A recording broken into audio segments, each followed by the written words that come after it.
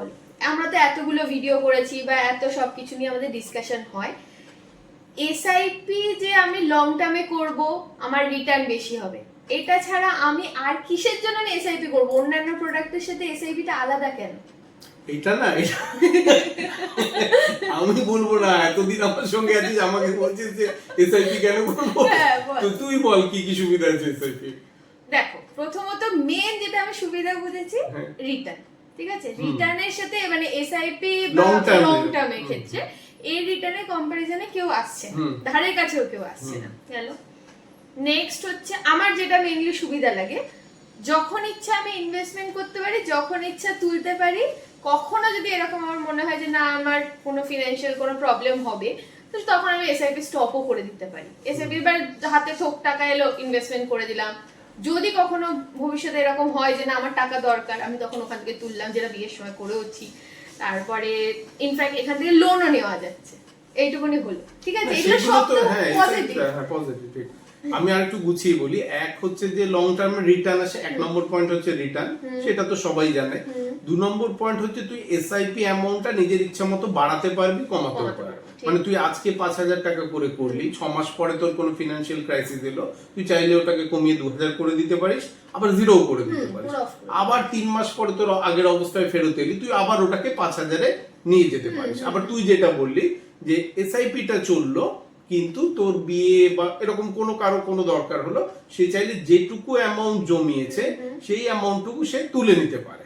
এখানে এরকম কোনো ব্যাপার নেই যে সে তোলার জন্য একটা চার্জেস কাটবে বা ফাইন কাটবে বা তুলতে দেওয়া হবে না, এরকম কোনো ব্যাপার নেই। শুধু প্রোভাইডেড মার্কেট ভ্যালুতে তাকে তুলতে হবে।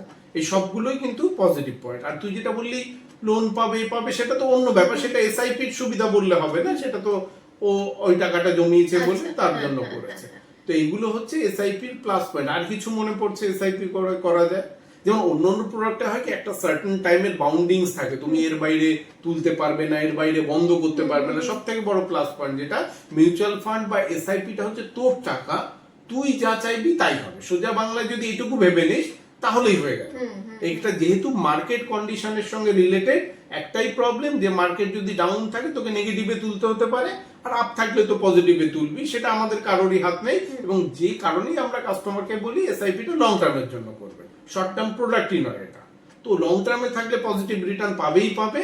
এবার তুই তোর ইচ্ছা মতো এসআইপি যা খুশি করতে পারিস, বাড়ানো কমানো। তুই যেটা বললি এসআইপি চলছে, তোর হাতে কিছু মানে থোক টাকা এলো, টপ আপ হিসেবে ওয়ান টাইম দেওয়া, সবকিছু করতে পারবি, সবটাই সুবিধা। সবকটা আমি আমার কমফোর্টেবল অনুযায়ী আমি সবকিছু করতে পারি, সব আমার নিজের হাতে রয়েছে। এবার যেটা তোমার কথা শুনে মনে হলো, অসুবিধা কি একটাই, যেটা মার্কেট ভলাটিলিটি। দেখ, মানে তুই জানতে চাইছিস এসআইপি পার্টিকুলার কোন অসুবিধা আছে? অ্যাজ সাচ তো অসুবিধা কিছু নেই, কারণ এটা একটা ফোর্সফুলি জমানো হয়, ইন ফিউচার লোকের কাজেও লাগে। কিন্তু ইদানিং যেটা হচ্ছে, একটা নেগেটিভ পয়েন্ট এসআইপির ক্ষেত্রে আছে, এটা ঠিক এসআইপি নেগেটিভ পয়েন্ট বলবো না, এটা কাস্টমারদের একটা নেগেটিভ পয়েন্ট হতে পারে যে অনেক কাস্টমার কি করছে, এসআইপি ডেটে ব্যাংকে টাকা রাখতে ভুলে যাচ্ছে। আর ব্যাংক আগে যেটা করতো না, এখন রিসেন্টলি চালু করেছে ওরা কয়েক মাস ধরে, সেটাও হয়তো ভালোর জন্যই করেছে ওরা, যে ইসিএস বাউন্স হলে ব্যাংক একটা চার্জ করছে, এবং সেই চার্জটা অনেকটাই হচ্ছে। মানে কারো যদি একটা 500 টাকার এসআইপি চলে, দেখা যাচ্ছে ইসিএস বাউন্সের চার্জই 500 টাকা কেটে নিচ্ছে। তো একটাই এসআইপি নেগেটিভ পয়েন্ট আছে, ফলে যে কাস্টমার এসআইপি করবে, যে ডেটে করবে, তার আগে অবশ্যই ব্যাংকে টাকাটা রাখতে হবে, না হলে কিন্তু ওই ইসিএস বাউন্সের চার্জটা দিতে হবে। আচ্ছা, বাকি সবই মোটামুটি পজিটিভ, কারণ বাকি সবই কাস্টমারের হাতে আছে, কোম্পানির হাতে। ঠিক আছে।